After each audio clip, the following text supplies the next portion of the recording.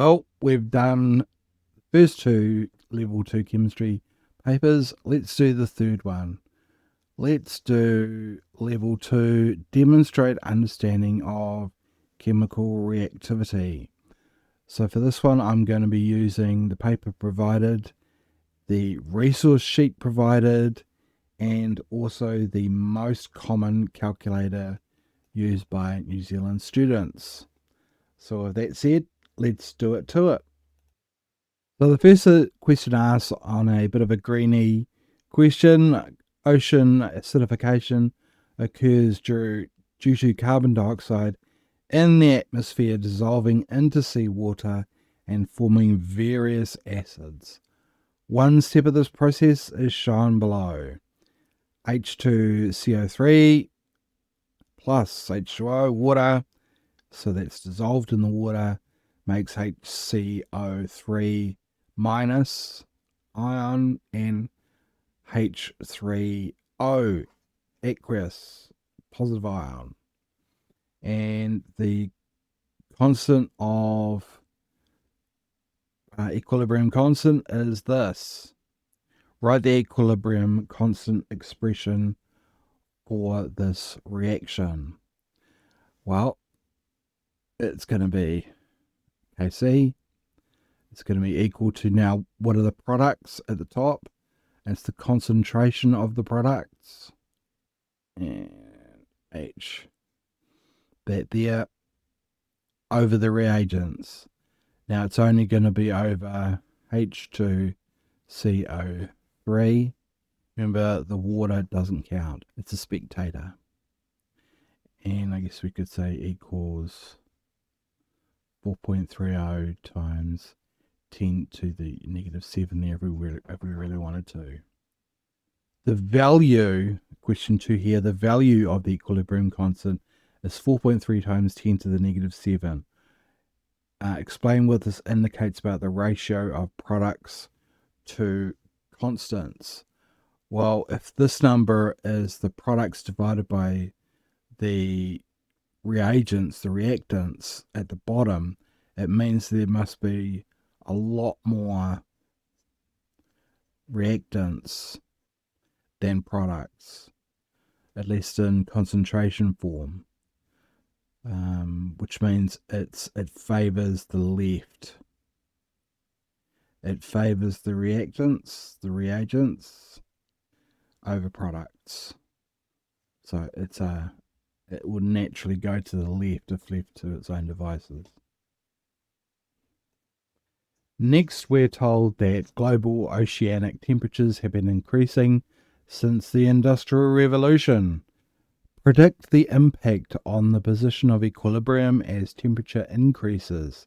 If the enthalpy of this reaction is negative 3.85 kilojoules per mole. In your answer, describe the effect of temperature on the forward and reverse reactions. Explain any changes that would occur to the constant. So the fact that it is a negative number means that this is an exothermic reaction. So it's an exothermic reaction, meaning that when it goes forwards, it's exothermic, which means that when it goes backwards, it must be endothermic. That much we know. So now we're asked to describe the effect of temperature on the forward and reverse reactions. Okay, so an increase of temperature would increase the kinetic energy of the molecules that are in this mole of seawater,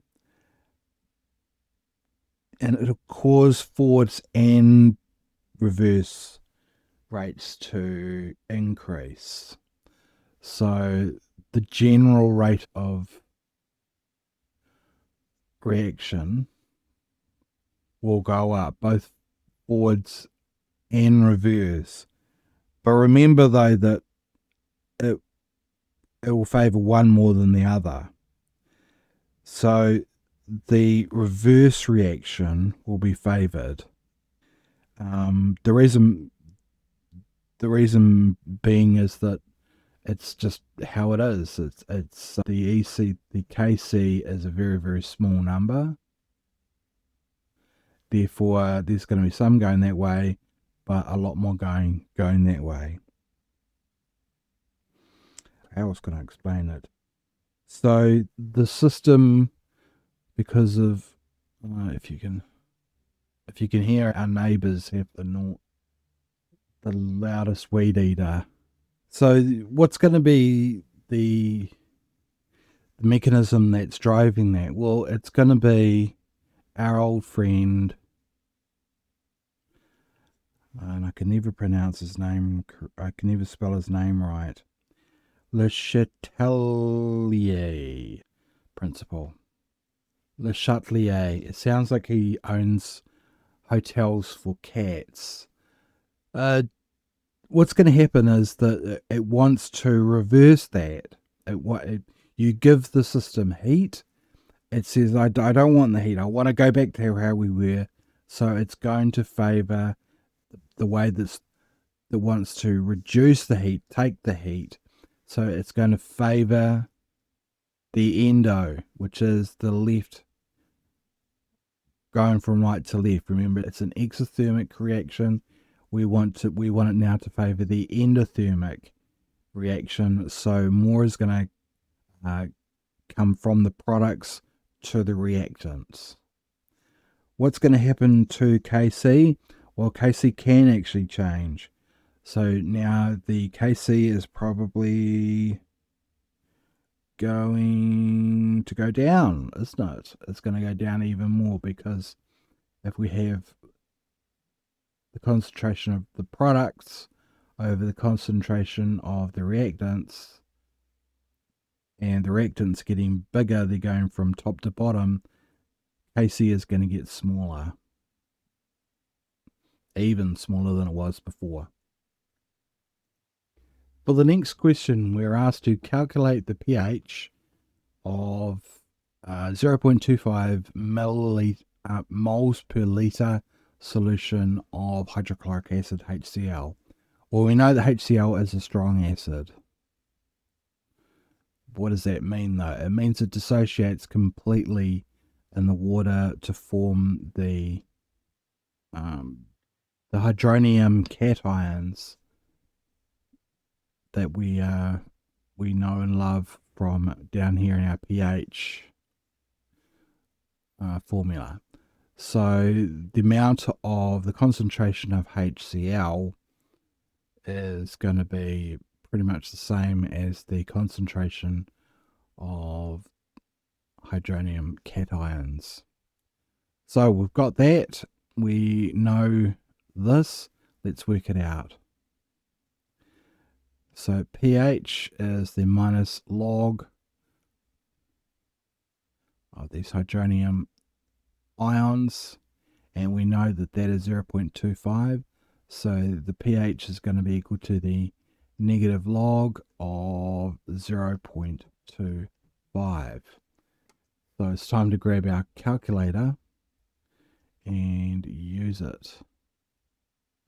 Negative log, so it's log base 10 of 0.25, and it's going to be 0.6021. So 0.6021. That's going to be our pH, and that's going to be really, really strong acidic. Let's try that again. So it's going to be 10 to the power of minus 14 divided by 10 to the power of minus 1.3. A tiny, tiny, tiny number.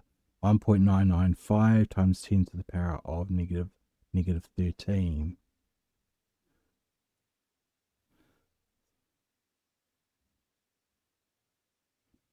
Ten to the power of negative 13, which is a tiny, tiny number. But That's what it is. So now we're asked to compare the pH and conductivity of hydrochloric acid and carbonic acid, H2CO3. So we see here the acid strength, and strength really is a misleading word. In general parlance, we know that if an acid has a pH, a really, really low pH, we tend to equate that as being dangerous and strong. It is true, but it's not 100% true. If a acid is strong, it means it ionizes completely and that it dissociates completely. Well, close to completely as possible. So the more it ionizes and the more that it dissociates, the lower the pH is, so the more strong it is. You can have acids that are quite dangerous, they have a higher pH than other acids that are lower, but for different reasons. So pH is not the be all and end all. pH, by the way, is German term. It means potens hydrogen, which means the exponent of hydrogen. Because if you remember, the pH is the negative log 10 of the concentration of the hydronium ion. All right, but with that said, so that's that means. So define weak and strong acids. So strong means it dissolves, dissociates, ionizes in water, and weak would mean that it doesn't, essentially. All of those things it doesn't do, or at least not very well. For that answer, you wouldn't say it can burn through things easily, or it's more dangerous, or you have to take care of it more. They want the proper definition, and that is the proper definition. An explanation for the pH for each solution, hydrochloric acid and H2CO3. Well, if we have two acids here, HCl and H2CO3, and I've got the appropriate signs that you would need up: hazard and dangerous in contact with skin. What can we work out for that? Well, it means that if this is water and we put a little bit of hydrochloric acid into it, all of it will be dissociated throughout. Whereas this will not. It will still be undissociated throughout. So this is going to go, when we mix this with water, it's going to form those ions really, really quickly. The carbonic acid is actually going to need to go through probably an intermediate step. So H2CO3 plus H2O is going to form. What is that going to form? Into question 2. Paua are a species of marine organism which form their shells from layers of calcium carbonate, CaCO3, and proteins. This layering leads to a very strong shell with a dull pitted outer layer and smooth. I'm sure you've all seen Paua before. Unfortunately, calcium carbonate reacts with acid in the oceans. So more greeny stuff here, leading to degradation of the shells. Describe the chemical observations made when calcium carbonate shells react with acid in the water. So, what would be happening here? You would describe the observations you'd see. Well, you probably wouldn't see much in the ocean, to be honest. unless you had quite good time-lapse photography. In a lab, if you put a bit of this calcium carbonate and some acid type stuff with it, you would get CO2 and you would get some ions coming out of it probably. Actually, no, you wouldn't have them there. You'd probably have some ions coming out of it. So you would see effervescence, which is basically just bubbling. Effervescence is lost a lot of its meaning since the advertising people started using the word effervescence to advertise soft drinks. A bit of bubbling, a bit of CO2. You would see the shell thinning, a bit like my hair with two ends. So there'd be less of it, it'd be less thick. And you'd also probably see cratering and sort of irregular markings on them. I'm sure if you've walked down the seashore, picked up a tail shell, you can tell the old ones because they're really rough on the outside. Okay, that's probably about it. But you wouldn't see much in the ocean though, because the ocean's pretty dynamic. It's constantly moving. So the next question, we're given two of these shells as a cross section. So in other words, we've got two shells and we've cut them in half, and now we're looking at them side on. So shell A is smooth and has a surface area of 110 centimeters squared. So I'm guessing they're meaning like this grey area on the outline here is the surface area, and that's the inner shell. And then they have another one and it's rough, so the surface area is greater. I'm going to presume a couple of things here. I'm going to presume that they're roughly the same size, so that this distance from here to here is the same as the distance from here to here. They tell us that the surface area is 220 and 110, and I'm presuming, I'm going to make the presumption that it's because this is rough on the outside, and when something is rough, it has more surface area than something that's smooth. I'm also going to presume that they have the same mass. Okay, with that said, explain which power shell is more vulnerable to the effects of ocean acidification. Well, it's going to be B. B has more surface area, and therefore there is more opportunity for the acid to come in contact with the shell.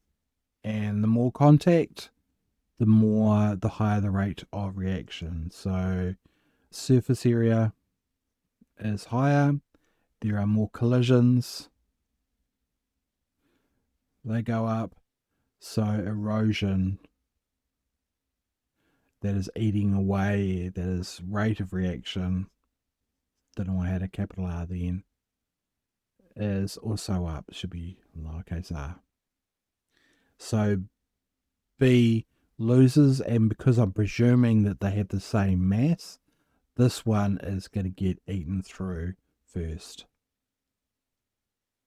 But again, it's a really, really slow, gradual process, and these are also building up as they go. So it's not going to be like in a lab where you get a piece of chalk and put it in acid and it bubbles a little for a few seconds and it's gone. It's going to be a very long process. Our use enzymes like carbonic anhydrase to help form these shells. Enzymes are biomolecules that act as catalysts for specific reactions. The graph shows the change in mass of the power shell over time without the use of an enzyme to build the shell. So carbonic anhydrase molecules are really, really, really important. They turn carbon things into other carbon things. They're in plants, They're the reason that we have the White Cliffs of Dover, etc., etc. Really, really important. They're also really important for carbon scrubbing, which is taking carbon dioxide and other carbon gases out of the atmosphere for people who are actually doing something rather than just getting in front of cameras. How dare you!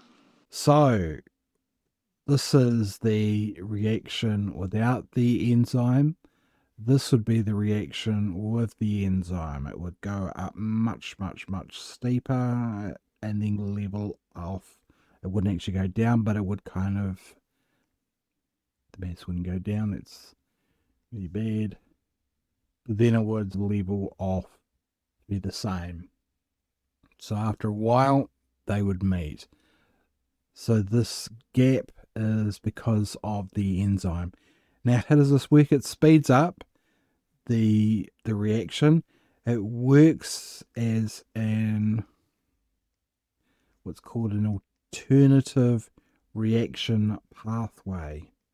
So it gives the calcium and the carbon dioxide a lot more options to form. It lowers the activation energy, so the activation energy goes down, so it needs less energy to form the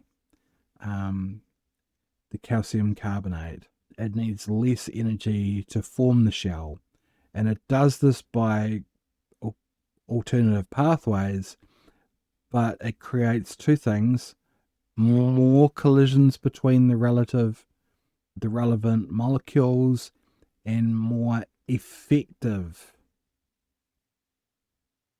collisions. So it's one thing for them to come into contact with each other. It's another thing for them to bind. When you add this catalyst, not only do they hit each other more readily because there's another reaction pathway open to them, but when they do hit, they tend to stick together. It's a really, really powerful enzyme, and it's one that you'll probably be learning a lot about if you do biology. Next, we continue with a bit of biochemistry: calcium hydroxide, calcium chloride, calcium ethanoate. I can never pronounce that. Soluble calcium compounds are an equation to show the complete dissociation in dissolving in water. Okay, let's do this. So let's start with calcium hydroxide, so that we're told that this is this thing here, and it's a solid, and in water it dissociates, and the calcium always dissociates, and it's going to be a 2 plus. Calcium always does this, and now it's in water. Plus, what's left? Well, what's left is 2 hydroxy atoms, and they're not just atoms, they're ions, and it's also in water. Calcium chloride, this one starts off like that. We have to say that it's solid. It's dissolved in water, so water is just the catalyst. It's not the thing that we're looking for. The carbon comes off and it's 2 plus. It's in water, and what is left is going to be 2 chloride, also in water. So let's check. Is it balanced? Calcium, 1 calcium here, 1 calcium here. 2 oxygen, 2 oxygen, 2 hydrogen, 2 hydrogen. Are the charges balanced? 2 plus, 2 times 1 negative, so they're balanced. Here is 1 calcium, 1 calcium. 2 chlorine, 2 chlorine. 2 plus charge here, 2 times negative 1 charge there. It's all kosher and good. Okay, calcium, and then this thing here, the cuckoo. So The calcium comes off. What's left? There's going to be 2 CHCOO. There's going to be 2 of those, and to balance it, this is going to need to be a negative ion. So calcium ethanoate, I can never pronounce it, so excuse me, will react further once it's dissolved. Write the equation for the reaction of ethanoate. So ethanoate, we're going to presume that it's still in water. And now the water becomes part of the process. Water, it's a conjugate. It's the, what is it? It would be the conjugate base for ethanoic acid, which is C2H4, yes, O2. So what have we got so far? So we've got 1 carbon, 2 carbons, 3 hydrogens. We need hydrogen, which is good. And we've got the 2 oxygens and it's negative, so we're going to need to balance a fair bit out. So the CH3 COO there, plus H2O, and it's going to be an equilibrium equation this time. CH3 COOH plus, and then to balance it out, it has to have a hydroxide as well. Hydroxide ion. And so we do that one. Next, we're told that the pH of these substances is given, and we're asked, and they all have the same molar concentration. So we're asked to give our thoughts. So give a definition for acids and bases. So in a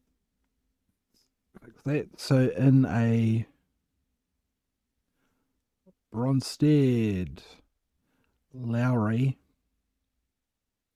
theory, acids are proton, that is hydrogen ions, donors. They're quite prepared to give them up. And bases are proton acceptors. Acid is also a type of jazz, and you need a base to play that. Haha. pH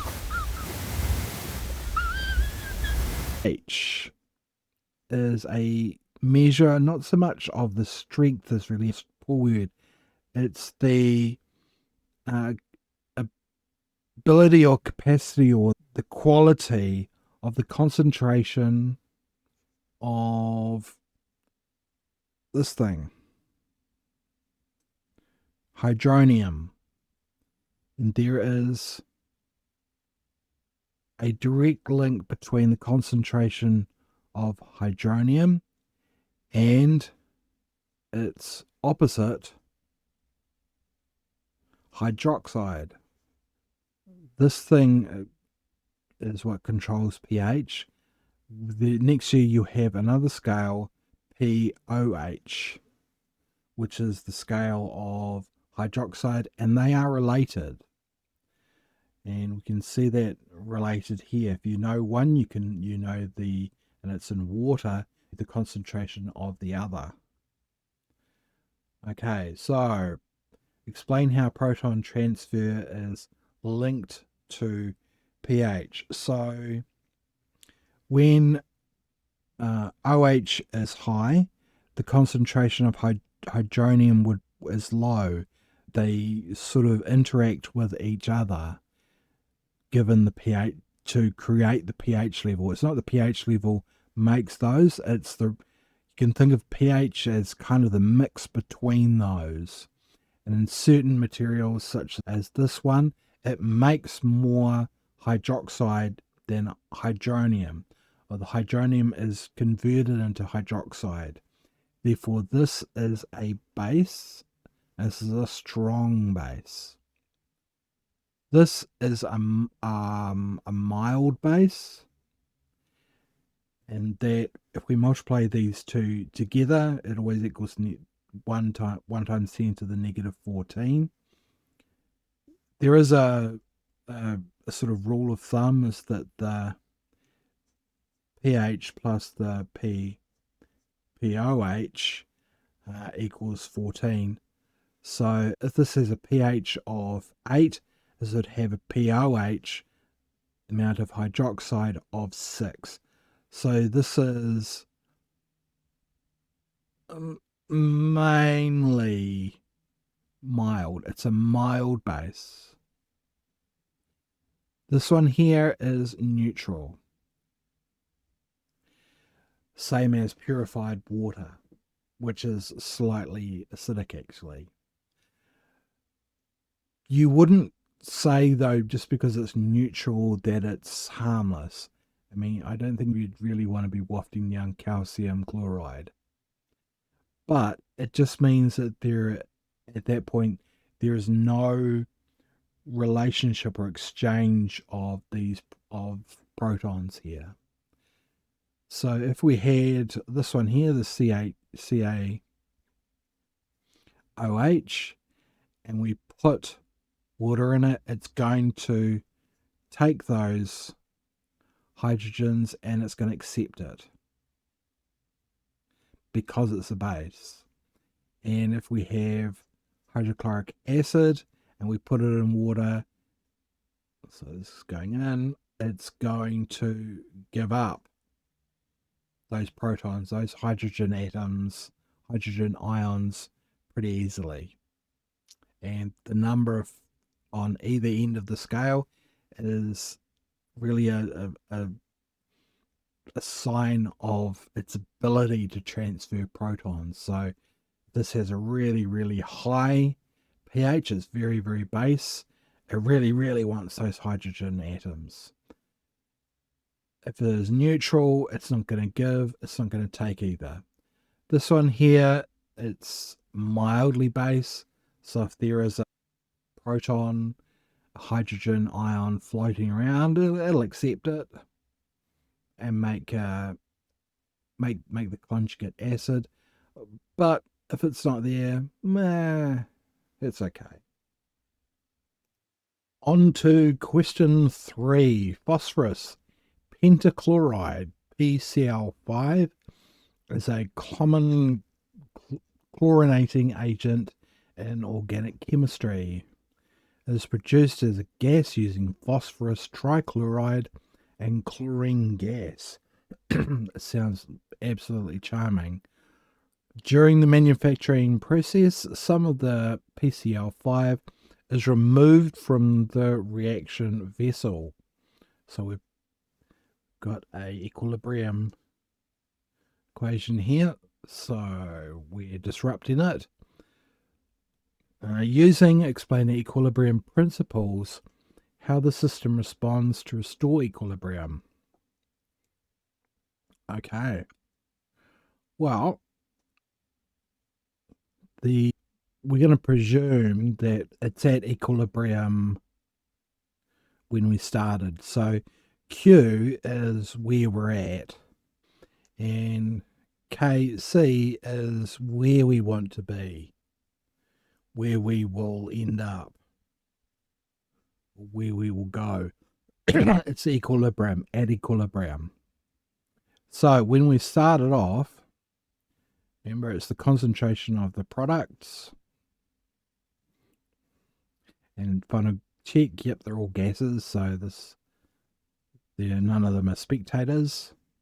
Concentration of that product, and now the concentration of the reactants. That's where we started. Okay, if that's gone down, and these have stayed constant, that means that where we're at is now less than where we want to be. So these are going to the reactants, the PCl3 and the chlorine gas, excuse me, are going to combine and they're going to make that until where we're at is equal to the equilibrium, if possible. It may not be possible once we've done that, but that's the direction it's going to move. So it's going to move to the right to favour the products. The KC is not going to change because we haven't changed the temperature. All right, next question. So explain why producing PCl5 is favoured when the reaction is transferred to a vessel with a smaller volume. Well, for this one here, we can use the Chatelier. Did I spell that right? The cat hotel owner. So what's happened if we have the same amount of mass in a smaller volume? The density or the pressure has gone up. The pressure has gone up, and the Chatelier's principle says that I don't want this, I don't like this, I'm going to resist it. So it wants to find a way of taking the pressure down. Now, if we look at our equation, whoops, shouldn't be capital L, and the L, there are 2 moles in the reactions. It should be a plus there, shouldn't it? And there is 1 mole here of the product. And remember Avogadro's law that if they're all gases, they all take up the same space per mole. So in order to lower the temperature, it's going to fuse and it's going to make more of that product, the PCl5, because it wants to take up less space. And when it takes up less space, the pressure will go down. Here's a really quite crude approximation from a simulation. So here we've got 2 moles of NO2 NOS, and it's going back and forth N2O4. Okay, so here's the N2O4 is vastly outnumbered by the NO2. Okay, but watch what happens when we change the pressure, if we give it less space. Now it wants to form 4 molecules of the larger molecule, because it will take up less space. So the size of the molecule that affects pressure, it's the number of molecules. So there's 4 molecules here, and it wants to minimize the space. But then when we give it lots of space, hey, it's all nice and happy, and everything is hunky-dory. We apply more pressure. It says, I don't like that. I don't like hitting things. So it makes more of those. Very crude way of showing it, but it shows it nonetheless. Now we're given real actual numbers. So the equilibrium expression for this reaction is here. So it's in equilibrium as it is, and it's at 300 degrees Celsius. I don't know that Celsius should be in Kelvin, but we'll forgive it. So calculate the equilibrium constant if the concentrations are as follows. So the equilibrium constant is going to be this thing here, which is this one here, 0.00013, and it's already in moles per liter, so that's good. over 0.021 times 0.016. We grab our calculator. So let's put some brackets. 0.00013 divided by 0.021 times 0.016. And we get that. So we get this number here, 0.3869.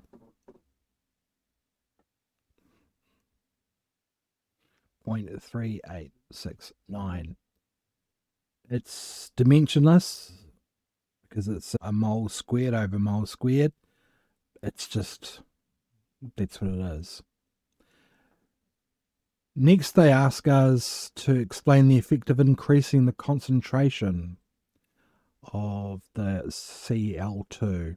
So in other words, the change in the concentration of the Cl2 is greater than 0, so it goes up. What's going to happen to the equilibrium system? Well, it's going to go back to where it wants to be, the Kc number, and it's going to make more of the product. Is it going to change Kc? Well, no.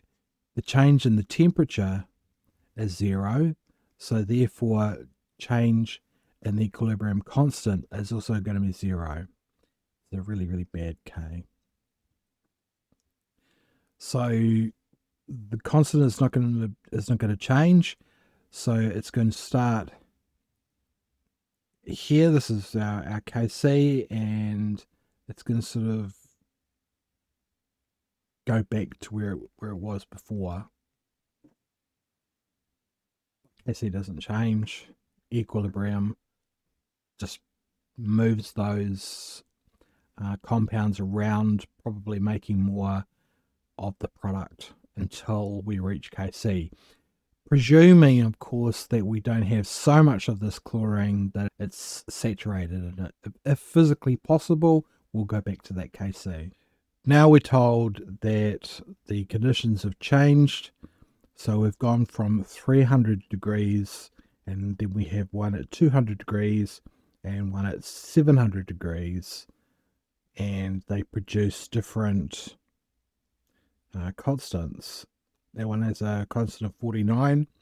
That one has a constant of 0.23.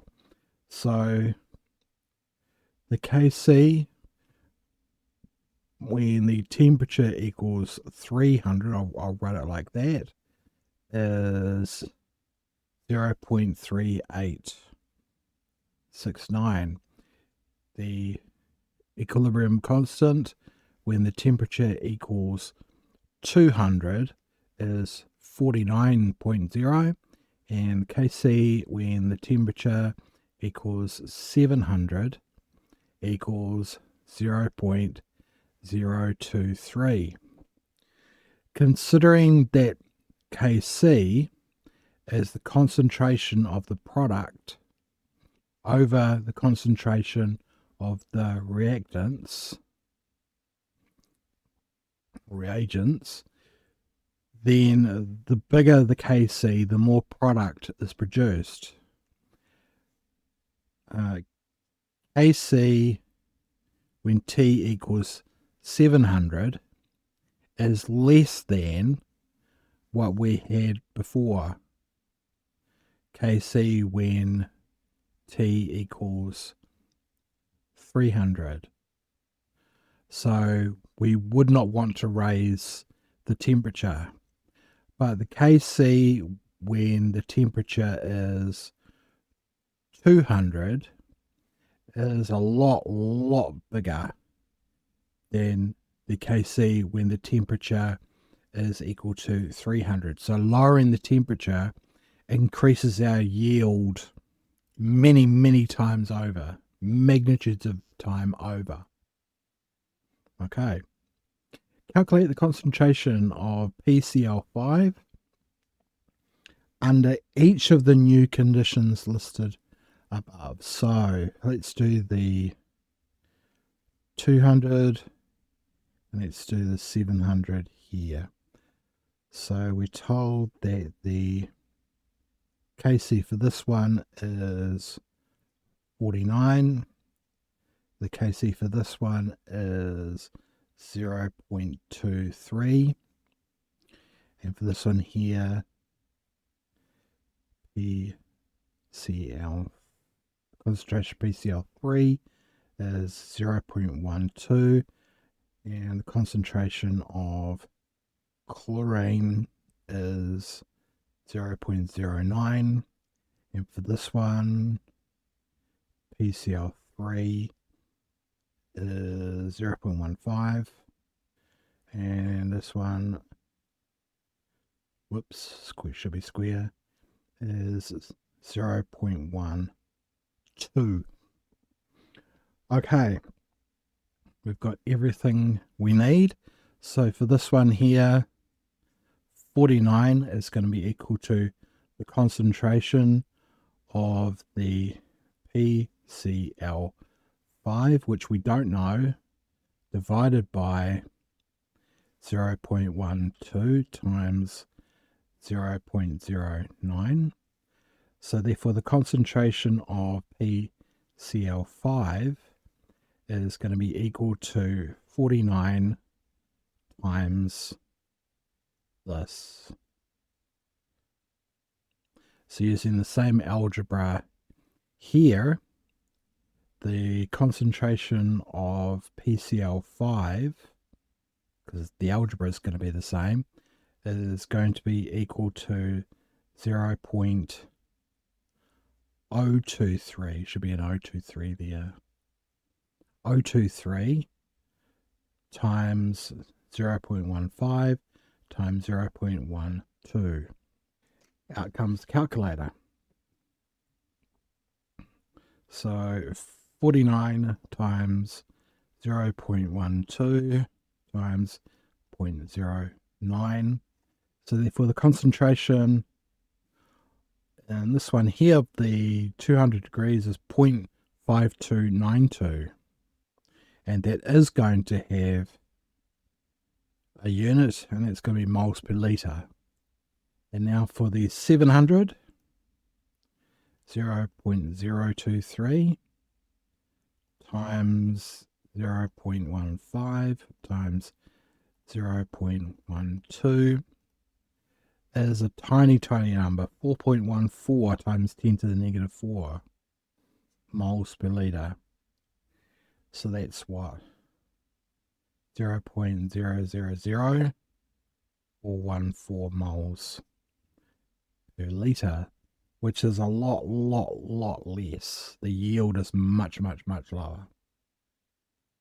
So the last question asks us about chlorine gas. So chlorine gas can be used to produce nitrosyl chloride, NOCl, a catalyst and industrial bleaching agent, amongst other things. And here's the reactions. It's an equilibrium reaction. The formation of NOCl is favored when the temperature is decreased. Okay. Explain why this reaction is performed at 95 degrees Celsius instead of the lower temperature. Identify whether the forward reaction is endothermic or exothermic. Okay, straight away we can tell it's exothermic. So when it goes from the reactants to the product, it decreases, the temperature decreases, putting energy. Sorry, it releases energy.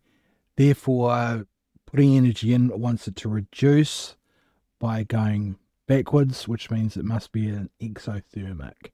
So the change in enthalpy is less than 0. Now explain any disadvantages of a higher temperature using equilibrium concepts. Well, it's the product is at the top here over the reactants here. Now, the important thing is these square brackets. This is the concentration. It's not the amount, it's the concentration. And it gives us no information about how quickly this reaction is occurring. And when we're making something like that, time is money. So if we have, 1 kg of the chlorine and 1 kg of the NO, and we want to make this NOCl stuff, we want it as quickly as possible. So having a lower temperature, the total yield in the long run might be better, but it won't yield the same mass as quickly. Okay, and at the higher temperature, there's more energy, there's more collisions. All reactions tend to happen faster at a higher temperature. It's just when you have a lower temperature, in this case, more of the yield is the product that we're looking for, but it's just going to take ages to do. So at 25 degrees Celsius, maybe we can get our 1 kg of the product, but it might take us 3 days to get it. Whereas at 75%, we'll get our 1 kg of product, and we'll get some byproduct as well. But we could get that 1 kg of product in 3 minutes. So it's a trade-off. Do we want a higher yield later or more of this stuff now? The other reason as well is that it can be quite misleading to think that just because something is at a higher temperature, that it's easier, that it takes more energy. It takes a lot of energy to cool things down. Cooling something down can solidify byproducts. It can also be really, really expensive to cool something down. So that's the end of the exam. All in all, a pretty fair exam. It was just a fairly normal reactions exam. You do well just to know the basics, and I would say know the archetypal reactions that are given. But that was fun.